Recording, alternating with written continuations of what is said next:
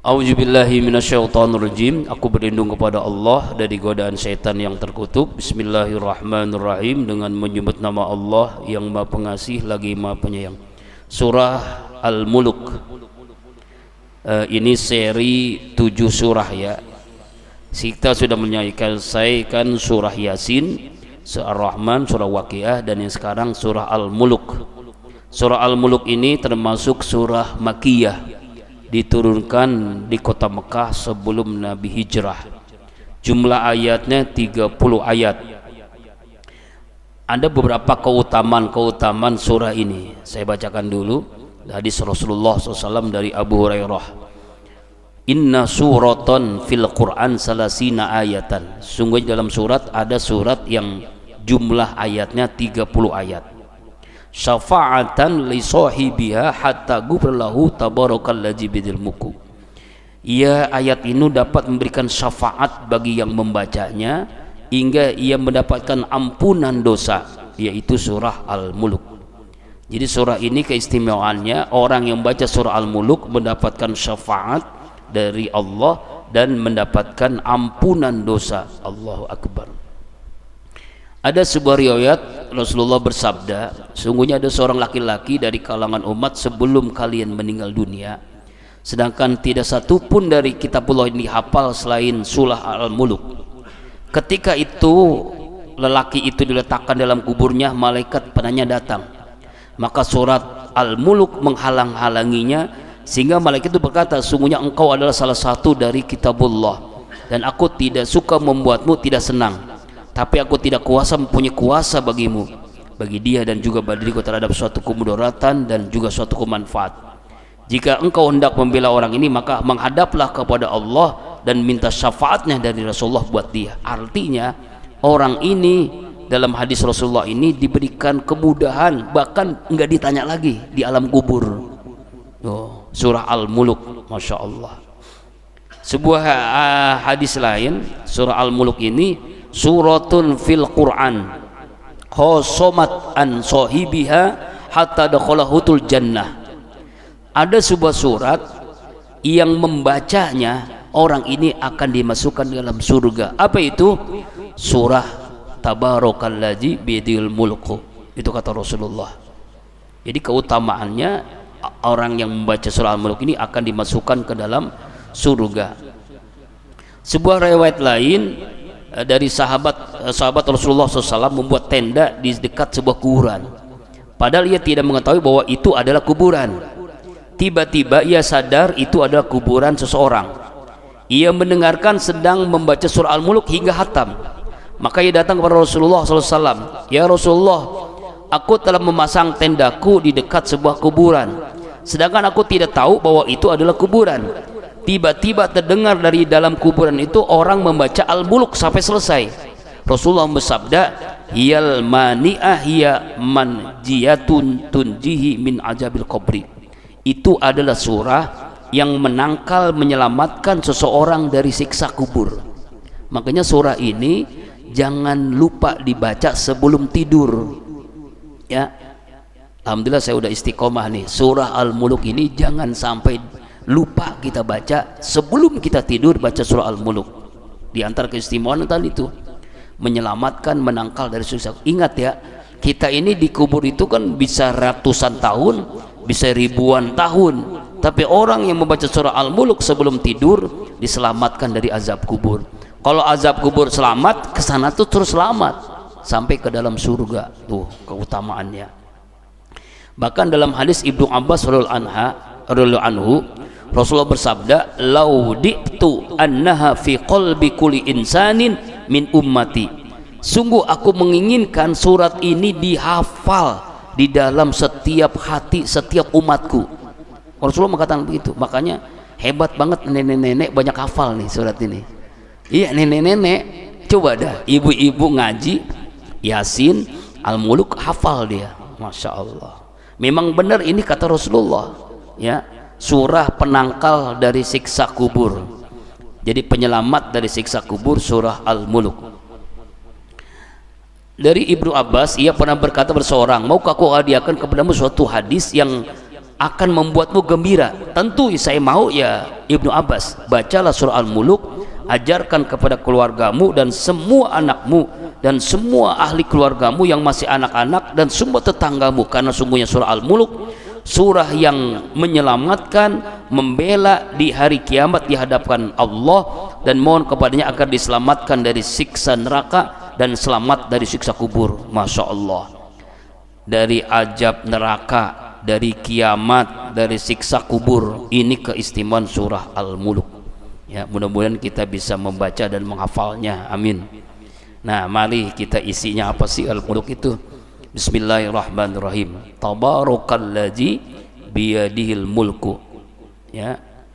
Tabarok itu artinya tanzihu an sifatil muhaddisin, yaitu maha suci Allah yang menguasai semua kerajaan ya.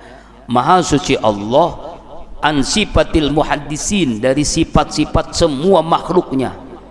Tabarok artinya tanzihu, mensucikan. Allah tuh maha suci, min an sifatil muhaddisin, dari sifat-sifat seluruh makhluknya. Allah tuh maha suci ya, maha suci Allah. Jadi Allah tuh maha suci. Jadi Allah memberitahukan kepada kita dengan mengagungkan dirinya, memberitahukan kepada kita bahwa Allah tuh maha suci. Allah itu maha suci, nggak ada segalanya kecuali Allah yang maha suci. Alladzi biyadihil mulku fi tasrifihi, yaitu dijelaskan dalam tafsir Jalalain, berada semua kekuasaannya biyadihi, di tangannya. Di tangan itu maksudnya jangan kita pahami tangan manusia, makhluk, jangan. Jadi tangannya Allah artinya kekuasaan Allah subhanahu wa ta'ala ya. Terima kasih. Jadi Allah berkuasa seluruh makhluknya, seluruh kekuasaannya, kerajaannya. Al-mulku al-sultan wal kudrah, kekuasaan dan kemampuan Allah, segala kudrah, segala kebijaksanaannya, segala keadilannya, segala ketentuannya, segala keputusannya, itu Allah yang menentukan. Wa huwa ala kulli syai'in qadir, dialah Allah atas segala sesuatu maha berkuasa. Jadi Allah maha berkuasa. Orang itu kaya, orang itu miskin, itu pejabat, rakyat, jenis kelamin kita ini, kita tinggal di Parungkolon, Allah yang menentukan. Kita bukan orang Jepang, bukan orang Inggris, Allah yang menentukan. Semuanya dalam genggaman Allah.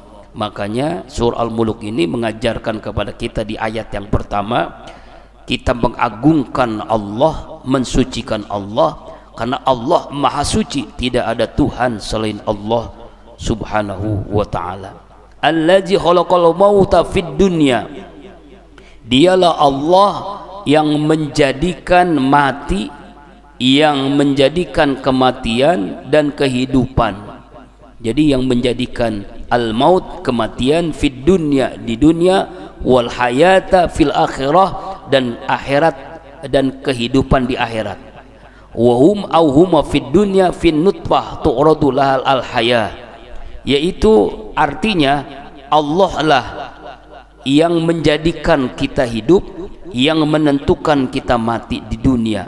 Kita manusia ini berasal dari nutfah ya, dari sperma, kemudian hidup, tu'radu lahal al haya wa yama bihi ihsan wal maut duduha au daddiha qaulani wal qul anisani bimakna takdir. Jadi itu ya, Allah menciptakan kita dari mati, lalu dari enggak ada menjadi ada, kemudian mati lagi ya, kemudian mati lagi kita, dan ini di kehidupan di dunia kita mati, nanti di akhirat kita hidup kembali. Dialah Allah yang menciptakan kita ya. Liyabluwakum artinya adalah Allah yang menguji kalian, Allah yang menguji kalian. Jadi di dunia ini hidup adalah ujian. Selama kita hidup di dunia, selama itu kita diuji oleh Allah. Miskin ujian, kaya ujian, rakyat ujian, pejabat ujian, ya seperti anak sekolah lah. Anak sekolah itu semakin meningkat tingkatannya, maka semakin berat ujiannya. Nggak mungkin anak kuliah diberikan soal ujian anak SD, nggak mungkin anak SD diberikan soal ujian anak kuliah, kebalikannya nggak mungkin. Kita ini sudah istiqomah dalam ketaatan, ujiannya beda dengan orang yang masih malas ibadah. Kita ini udah kaya misalnya, beda dengan ujiannya orang yang miskin. Jadi selama kita hidup di dunia, selama itu kita menghadapi ujian. Nggak mungkin kita nggak diuji. Semakin meningkat iman kita, semakin berat ujian kita. Dan ujian yang paling berat dialami oleh siapa? Oleh Nabi, oleh para ulama, ya, terus ke bawah sampai kepada kita. Ya, mungkin tingkat ujian yang kita alami tidak sehebat ujian yang dialami oleh para ulama, oleh para waliullah, oleh para nabi. Beda dengan ujiannya. Jadi liyabluwakum ayyukum ahsanu amala, agar dengan ujian itu Allah mengetahui siapa yang terbaik amalnya. Atwa'ullah, jadi orang yang paling taat kepada Allah. Dengan adanya ujian, Allah pengen mengetahui siapa yang paling taat, ya, siapa yang paling taat kepada Allah, siapa yang paling bagus amalnya, bukan yang paling banyak hartanya, bukan yang paling ganteng wajahnya, paling cantik, paling tinggi jabatan, enggak. Makanya dalam surah lain, inna akramakum indallahi atqakum, sungguh yang paling mulia di sisi Allah adalah yang paling bertakwa. Jadi bisa jadi bapak ini yang ngaji ini lebih bertakwa dari yang ngomong, dan itu yang lebih mulia. Bisa jadi orang yang di rumah lebih bertakwa daripada orang yang ngaji, bisa jadi kalau dia benar-benar ada uzur syar'i misalnya, ya, dilihat oleh Allah. Makanya dalam hadis, innallaha la yanzuru ila suwarikum wala ila adzamikum wala ila amwalikum walakin yanzuru ila qulubikum wa a'malikum. Sungguhnya Allah tidak melihat wajahmu, fisikmu, hartamu. Yang Allah lihat hati dan amalmu. Liyabluwakum ayyukum ahsanu amala, siapa yang terbaik amalnya, ya, bukan yang terbanyak hartanya, bukan yang terganteng wajahnya, bukan yang terkuat fisiknya, bukan yang terbanyak kekuasaannya, tertinggi kekuasaan, bukan, tapi yang terbanyak amalnya. Ahsanu amala, jadi yang paling banyak amalnya. Orang semakin bertakwa semakin banyak amalnya. Banyak amalnya itu banyak taatnya, dalam hatian, ya, dalam semua amal perbuatannya, sholatnya, puasanya, zikirnya, baca Al-Qur'annya. Bayangkan ada ulama yang sehari hatam Quran, kita setahun gak hatam-hatam. Nah, itu misalnya. Wa huwal azizul ghafur, dialah Allah al-aziz, maha gagah, maha perkasa, ya. Di dalam tafsir Jalalain artinya al-ajiz fintiqamihi mimman asahu, yaitu Allah maha perkasa di dalam melakukan pembalasan kepada orang-orang yang durhaka kepada Allah, ya, pada orang kafir, munafik, maksiat, zalim. Nanti Allah maha gagah bagaimana Allah memberikan ketegasan kepada orang-orang yang maksiat dengan siksa kuburnya, dengan siksa nerakanya, ya. Wa huwal azizul ghafur, al-ghafur liman taba alaihi, ya, liman taba ilaihi, Allah maha pengampun bagi orang yang bertobat kepada Allah. Allah maha pengampun. Jadi seringkali dalam Al-Quran dua asmaul husna digabungkan, Ar-Rahman, Ar-Rahim, Al-Ghafur, At-Tawwab misalnya, Al-Alim, Ghafurur Rahim, Ghafurul Azizul Ghafur. Itu sering kali disatukan antara Asmaul Husna yang satu dan Aziz dengan yang Ghafur, maha gagah dengan maha pengampun.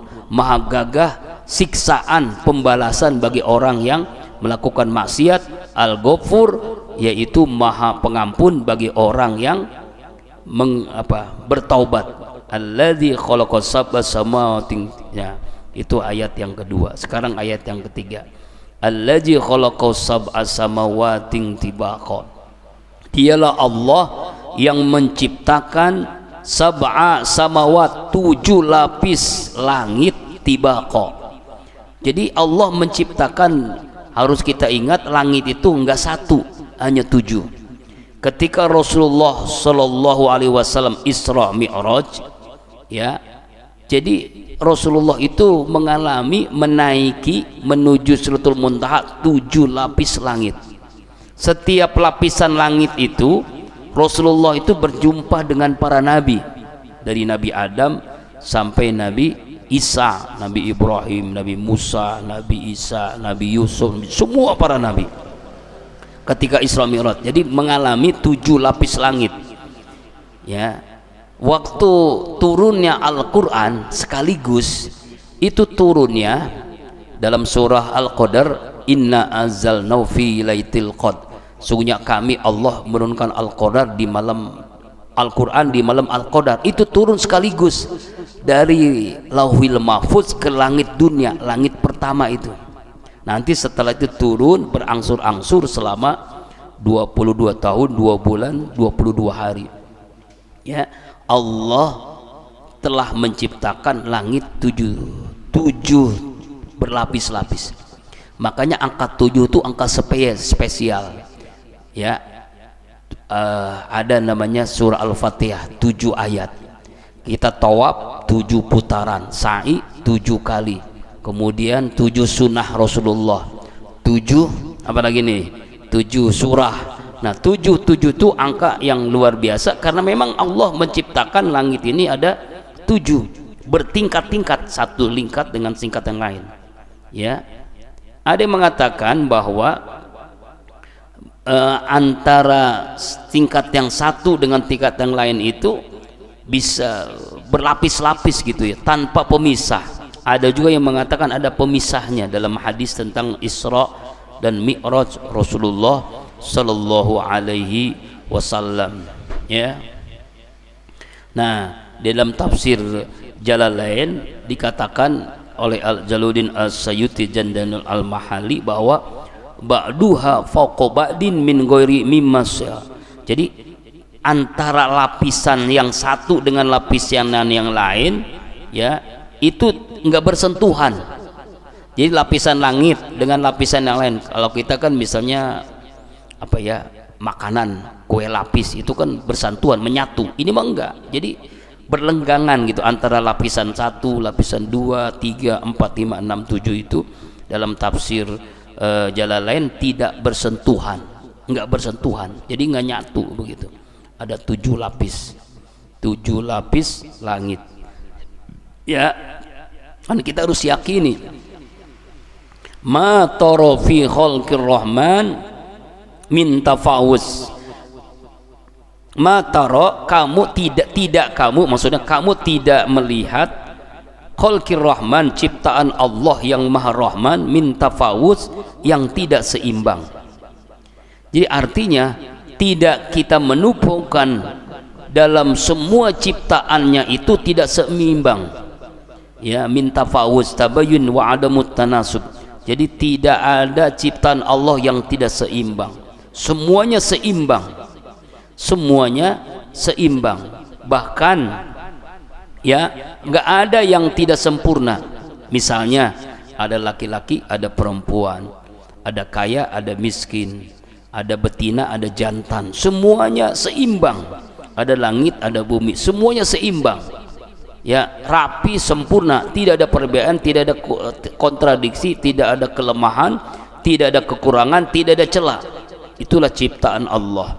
Jadi min tafawus itu artinya semua ciptaan Allah itu seimbang, sempurna, tidak ada yang ada celah, tidak ada yang hina, semuanya sempurnalah. Farji'il basara hal tara min futur, maka lihatlah berulang-ulang. Farjil itu berulang-ulang untuk melihat. Hal tara min futur, adakah kamu lihat sesuatu yang tidak seimbang? Pandangnya langit, pandanglah bumi, pandanglah alam semesta ini berulang-ulang, maka semuanya seimbang, semuanya rata, semuanya memiliki keistimewaan.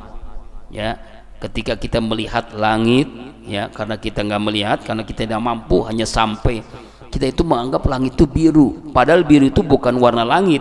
Warna langit itu tidak berwarna, hanya Allah yang tahu. Biru itu adalah pantulan matahari ke lautan, jadi maka langit biru. Ya, itulah, masya Allah.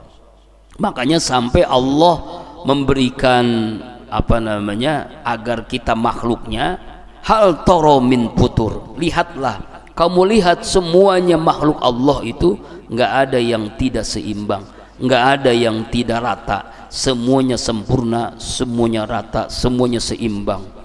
Ya, tidak ada yang tidak cacat. Sumarji'il basara karrataini, kemudian lihatlah sekali lagi, dua kali lagi, karrataini. Jadi karrataini artinya dua kali lihat sekali-kali. Ya, pandanglah alam semesta, maksudnya supaya kita ini cerdas berpikir. Ya, jangan sampai ada yang cacat nih, ada yang tidak sempurna nih, coba lihat sekali lagi. Farji'il basara a'dau ilas sama, ke langit. Langit itu benar nggak ada yang sempurna, lihatlah sekali lagi, ulangi penglihatan kalian. Dalam tafsir Jalalain, karratan ba'da karrah, jadi ulangi berkali-kali, lihatlah berkali-kali penglihatanmu bagaimana ciptaan Allah, ya, wawasir, ya, tidak ada yang tidak sempurna.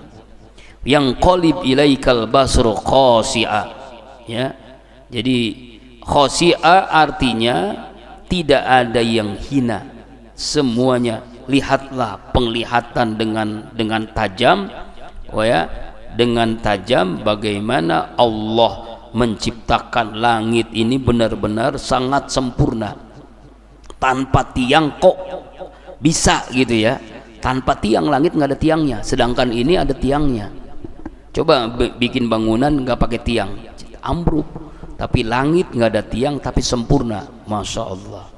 Jadi yang qalib ilaikal basaru khasi'a, tidak ada yang cacat, tidak ada yang hina, tidak ada, semuanya ciptaan Allah itu sangat sempurna. Ya, wa huwa hasir. Jadi kalau kita melihat sesuatu itu ada yang cacat, pasti ada yang penglihatan kita hasir, itu payah, itu lemah. Ya, lemah, payah, ya, sehingga kita bisa menganggap ciptaan Allah itu ada yang sesuatu yang salah dalam penglihatan kita, bukan dalam ciptaan Allah subhanahu wa ta'ala. Jadi kita digiring nih dalam surah Al-Mulk ini untuk melihat ciptaan Allah. Walaqad zayyana as-samaa'a dunya bimasabiha, dan sungguh Allah zayyana sama, menghiasi langit ad-dunya, dunia ini, bimasabiha, dengan bintang-bintang. Jadi kenapa langit itu terang? Karena ada bintang-bintang. Jumlah bintang itu ribuan, bisa jadi jutaan, hanya Allah yang tahu. Dan salah satu bintang namanya matahari. Jadi matahari itu bintang, Pak. Matahari itu bintang di antara jutaan bintang. Dari bintang itu ada planet-planet. Di antara planet itu ada bumi, ada Merkurius, Venus, Merus, Plato, sampai Plato tuh, Merkurius, Venus, Bumi, Mars, Jupiter, Saturnus, Uranus, Neptunus, Pluto, bahkan ada planet yang lain, planet yang Allah ciptakan, yang baru ditemukan di zaman sekarang, tapi namanya tuh pakai inisial B berapa begitu dalam ilmu astronomi. Jadi Allah menghiasi langit ini dengan bintang-bintang yang selalu Allah jadikan bintang-bintang itu alat pelempar setan. Amma maksudnya bintang-bintang yang di langit itu untuk melempari setan, bukan. Yang ada di langit tidak digunakan untuk melempari setan, melainkan dipakai nyala api yang lebih kecil dari bintang-bintang, barangkali itu sumber darinya. Hanya Allah yang maha tahu bagaimana yang dimaksud rujuman lisyayatin, alat pelempar bagi setan.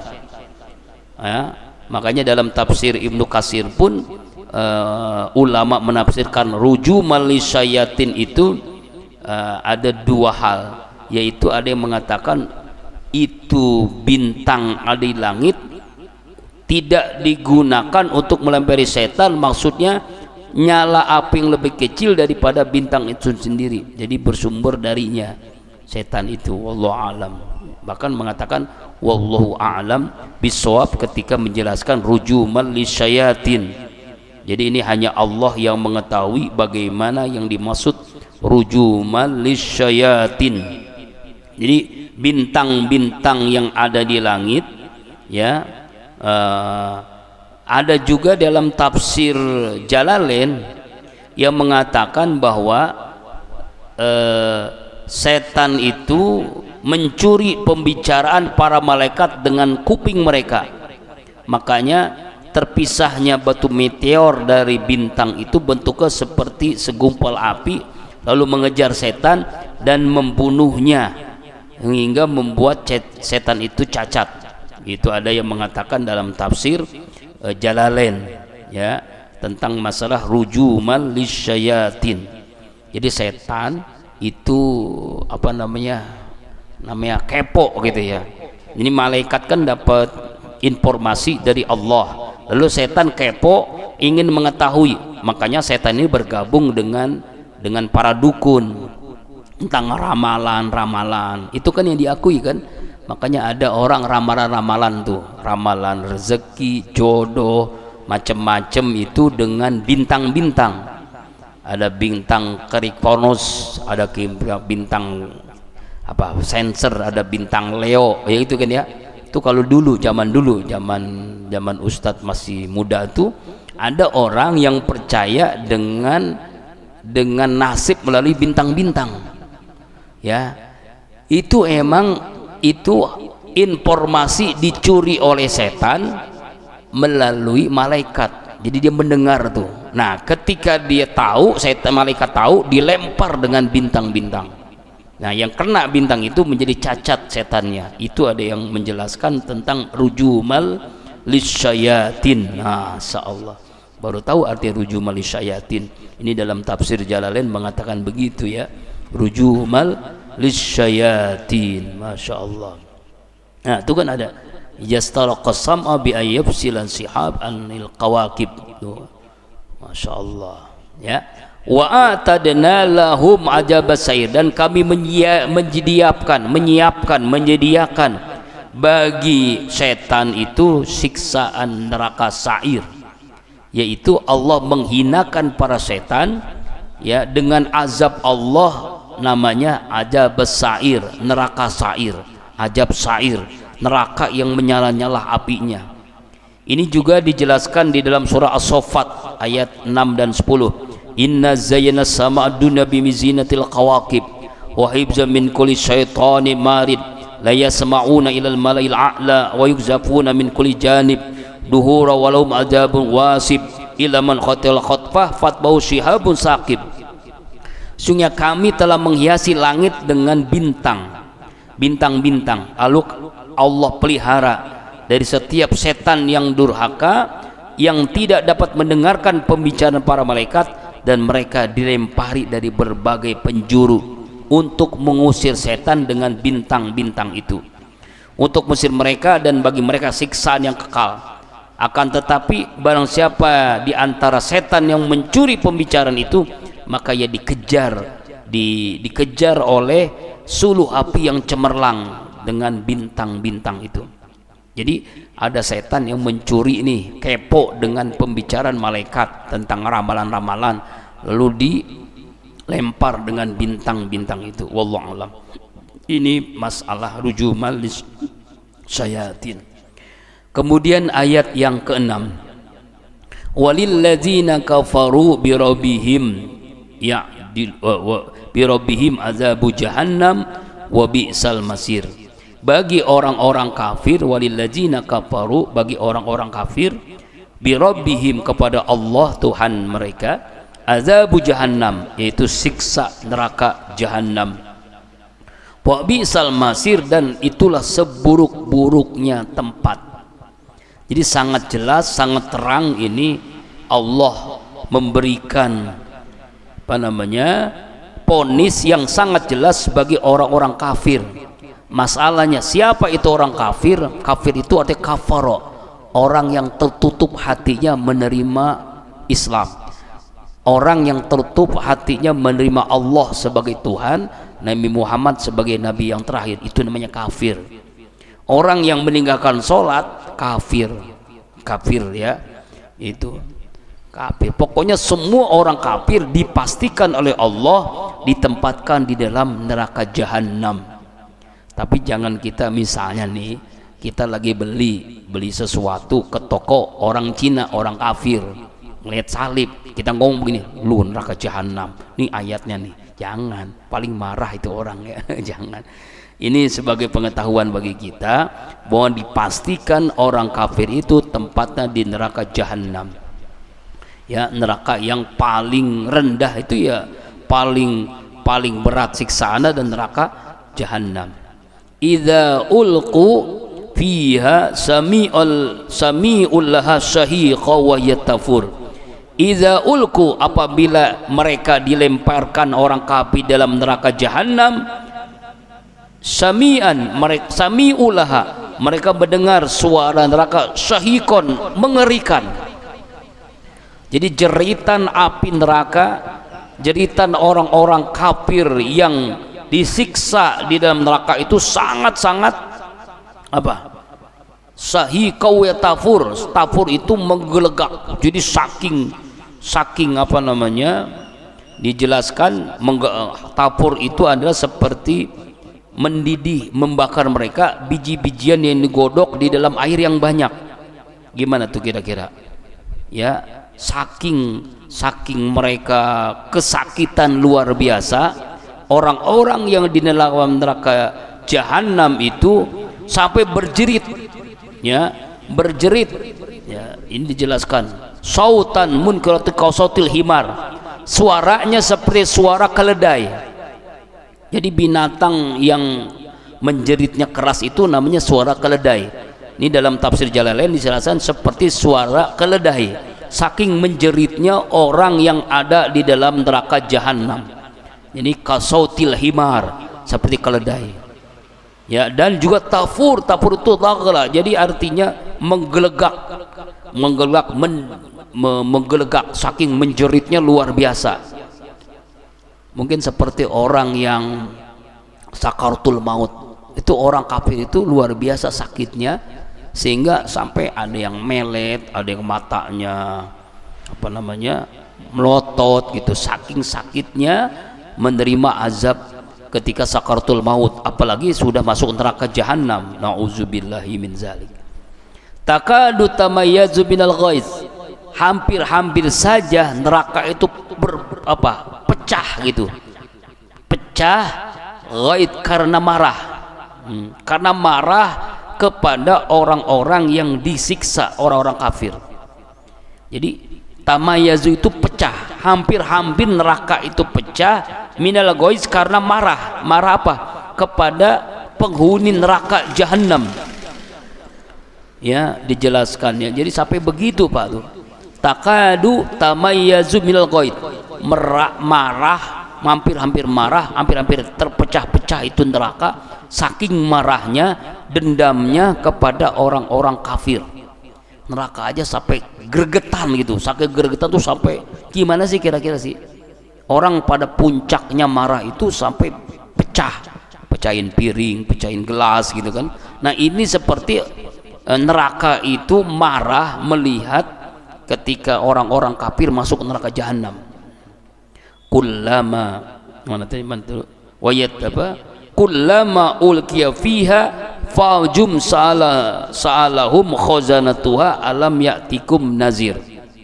Kullama, setiap kali, ulkiya dilemparkan orang kafir pihak di dalam neraka, fauzun ya sekelompok orang-orang kafir, sa'alahum bertanya di antara mereka, khazanatuha kepada penjaga neraka, alam ya'tikum nazir, apakah belum pernah datang kepada kalian seorang rasul yang berikan peringatan. Jadi ini setiap mereka dilemparkan ke dalam neraka, penjaga neraka itu malaikat Malik, malaikat Jabadiyah nanya kepada penghuni neraka,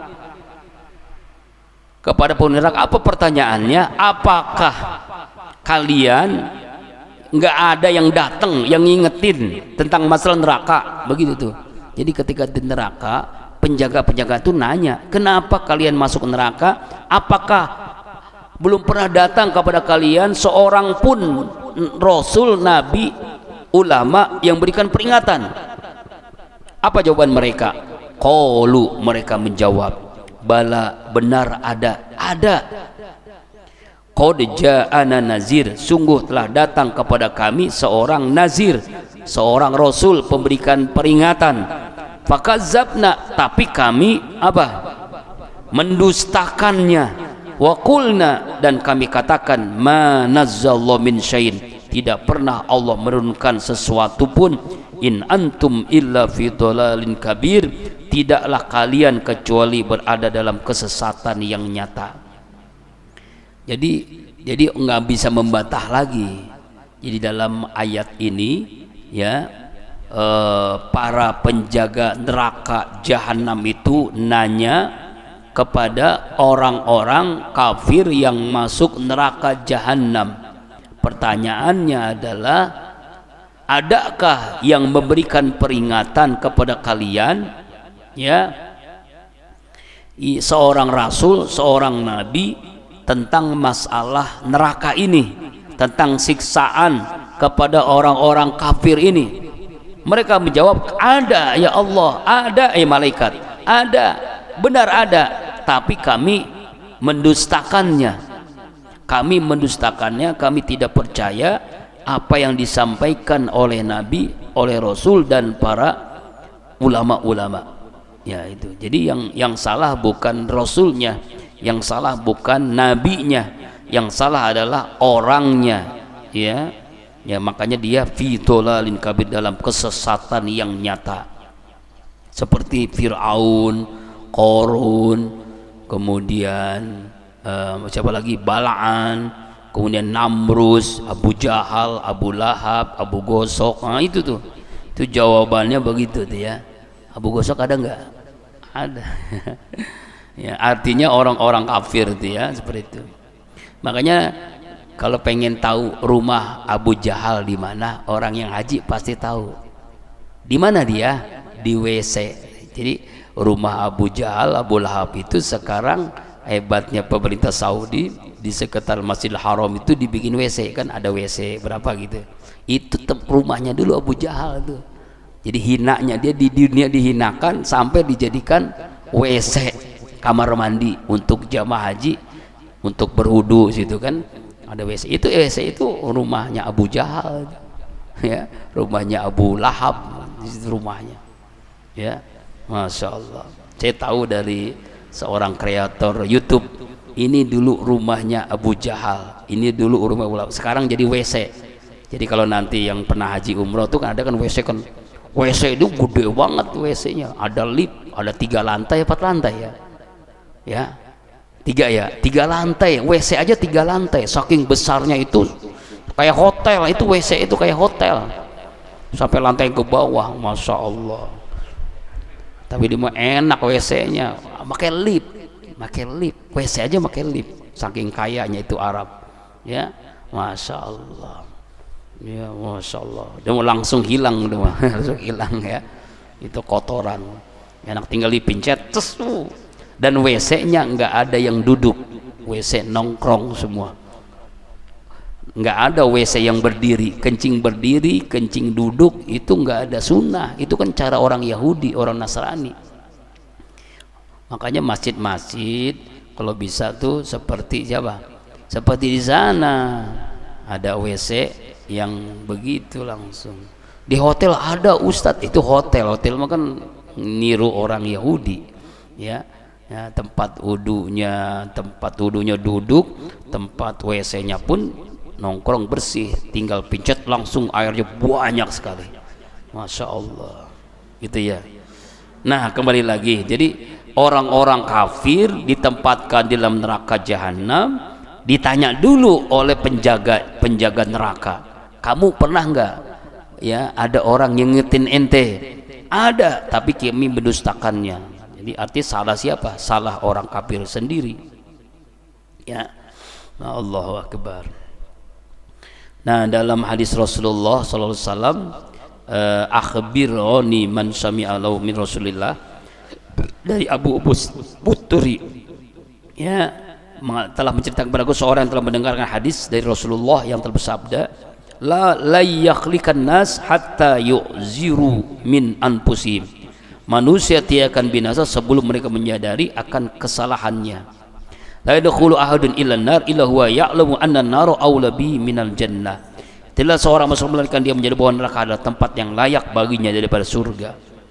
Jadi tidak akan masuk neraka seorang pun dan dia menyadari bahwa memang dia tidak layak masuk surga. Yang dijelaskan oleh Rasulullah sallallahu alaihi wasallam. Kemudian ayat yang berikutnya, ayat berapa? Ayat yang ke mana nih? Oh, udah. Ayat yang ke-11 sekarang. Ya, ayat yang ke-11.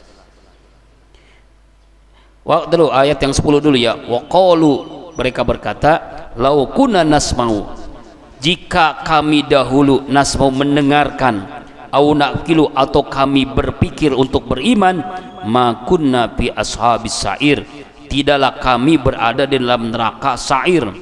Jadi penghuni neraka sa'ir itu neraka yang menyala-nyala. Kalau kami tahu, kami mendengarkan, kami berpikir seperti Fir'aun itu, jangankan di neraka, ketika mau tenggelam itu dia sadar bahwa Tuhan itu hanya Allah.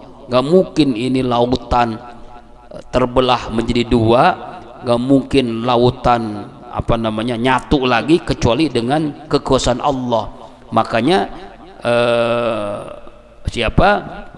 Fir'aun itu ngaku, dia bersahadat. Kemarin kita bahas dalam surah Az-Zuhruf di Masjid Nurul Jihad itu Fir'aun ngaku la ilaha. Nah, ketika Allahnya dicemplungin oleh malaikat Jibril, kesal dia, jadi nggak bisa mengucapkan Allah.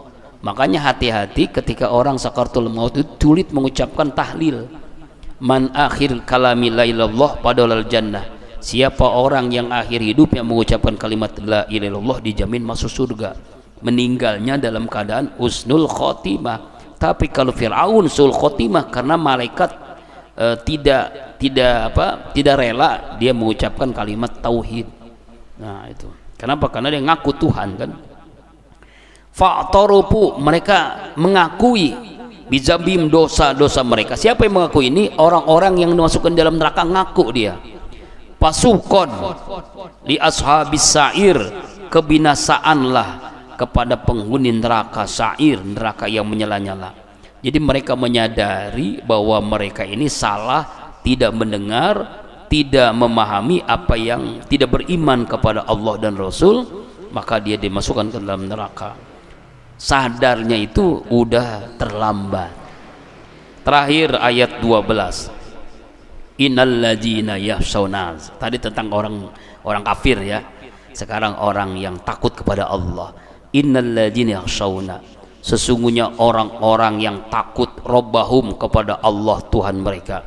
Bil ghaib, di dalam ghaib. Ghaib itu artinya sendirian, nggak ada yang lain, hanya dia bersama Allah. Lahum maghfiratun wa ajrun kabir, bagi mereka ampunan dosa dan pahala yang besar. Makanya Allah menceritakan di ayat ke-12 ini berbeda ini dengan ayat yang sebelumnya, yaitu orang-orang yang takut kepada Allah ketika sendiri, apalagi terang-terangan. Ya, Makanya dalam hadis Rasulullah, sab'atun yuzilullahu fi zilli arsy yauma la zilla illa zillu.